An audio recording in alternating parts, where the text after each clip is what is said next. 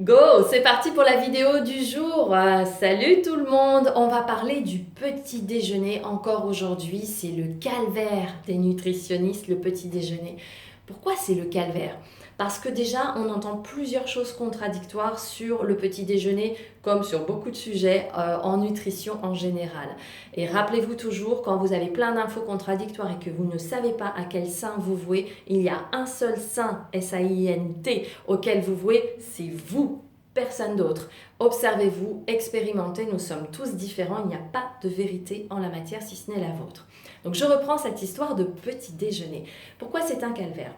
Certains d'entre vous, déjà, vous avez entendu dire que le petit déjeuner, c'est le repas le plus important, c'est celui qu'il ne faut surtout pas louper, c'est celui sur lequel il faut manger le plus. Moi, c'est plutôt ce que j'ai entendu au cours de ma vie.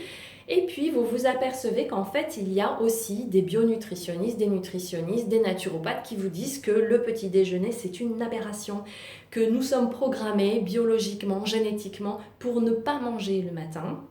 Et que manger, c'est une aberration, d'autant plus que le petit déjeuner ici en France, à notre époque, est plutôt orienté sucré. Et alors là, c'est la catastrophe. Ça, c'est plutôt global, hein. Il n'y a pas trop d'informations contradictoires sur ce sujet, sur ce que je vais vous dire là. Manger sucré le matin, c'est une horreur. Pourquoi? Parce que vous arrivez, vous êtes à jeun.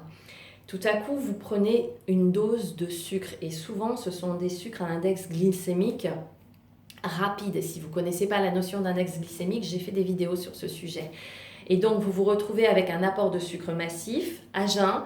Et là, votre corps va faire une production d'insuline massive et excessive pour stocker ce sucre beaucoup trop important qui circule dans votre sang. Donc, il va stocker, il va même surstocker. L'insuline, c'est l'hormone de stockage. C'est une hormone pro-inflammatoire. C'est une hormone qui favorise la rétention d'eau, les ballonnements, la fatigue après le repas. Donc elle va stocker sous forme de graisse, donc ça va favoriser la prise de poids, le surpoids, l'obésité et elle va comme ça stocker toute la matinée. 2-3 heures après, vous allez vous retrouver en hypoglycémie. Vous avez trop stocké. Donc c'est la fringale de 11h, 11h30 où il y a des gens qui vont se jeter sur les barres chocolatées, les barres céréales sucrées, sur le petit thé ou café sucré à la machine à café avec les collègues et vous tombez dans un cercle vicieux puisque vous réapportez du sucre à index glycémique rapide, reproduction d'insuline, restockage, reprise de poids et rehypoglycémie et ça n'arrête pas de faire le yo-yo comme ça. Et le sucre est une drogue pour l'organisme, donc c'est très difficile de vous sortir de ce cercle vicieux.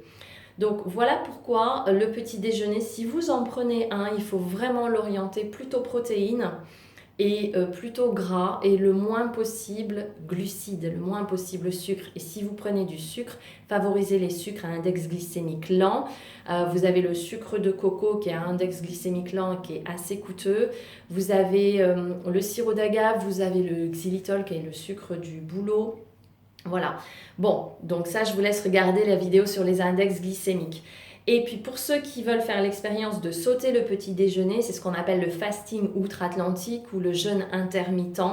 Eh bien, faites tout simplement l'expérience. Alors le fasting, jeûne intermittent, c'est je saute le petit déjeuner. Ça peut se faire avec le dîner aussi. Mais c'est intéressant de le faire avec le petit-déj pour les raisons que je viens d'évoquer. Donc vous dînez, vous finissez vers 20h et votre prochain repas ne sera que le lendemain à midi. Donc vous jeûnez pendant une période de 16 heures et vous avez une période de 8 heures, midi 20h, où vous mangez. Donc pas toute la période, hein, mais vous avez vos repas à ce moment-là. C'est très intéressant, pareil, j'ai fait des vidéos sur le jeûne, je te laisse aller les voir. C'est très intéressant. Vous pouvez le faire de façon jeûne hydrique ou jeûne sec. Donc hydrique, je bois de l'eau ou du liquide non sucré, donc y compris thé ou café. Et sec, je ne bois rien. Ce qui est intéressant dans le jeûne sec, c'est que n'apportant pas de liquide de l'extérieur, votre corps va le fabriquer. Et comme il le fabrique, il a besoin d'aller chercher des éléments pour le fabriquer. Il va d'abord aller puiser dans les graisses pour fabriquer l'eau qu'il n'a pas de l'extérieur.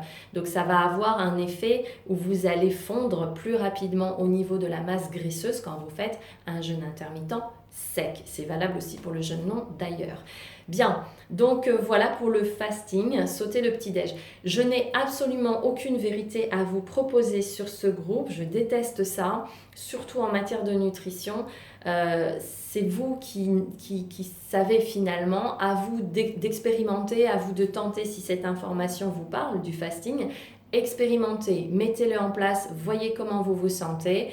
Et puis voilà, tout simplement, vous avez votre propre vérité, nous sommes tous différents, donc pas de grandes idées ici applicables pour tous de manière uniforme, ça je n'y crois absolument pas. C'était important de revenir sur ce petit déjeuner qui crée beaucoup de problèmes chez beaucoup de gens pour plein de raisons, comme je l'ai évoqué. Voilà, je pense que je t'ai dit tout ce que je voulais te dire sur cette vidéo. Je te souhaite une journée à vivre sans modération.